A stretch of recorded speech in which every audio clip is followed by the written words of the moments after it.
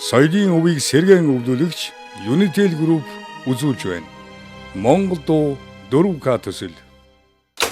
Hero Entertainment, Unitel Group хамтран ирээдүйн хойч үедээ хуучны болон орчин цагийн сэтгэл хоногссон 100 дууг өвлүүлэн үлдээж байна.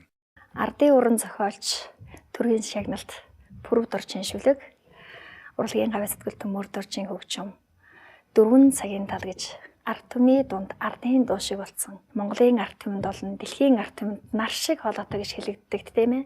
Зууны мандаа хүртийн дуучин, ардын жүжигчин Хүлмэрийн Баатар, Намжлын Нор Банзад багш маань ард түмэнд дуулаад хүргэсэн.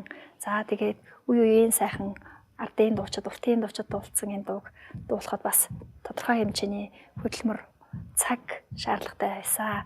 Тэгээд энэ сүүлийн 5 жил дуусан бэлтгэсэн энэ дууга өнөөдөр та бүхэндээ хүргэж байгаадаа баяртай байна.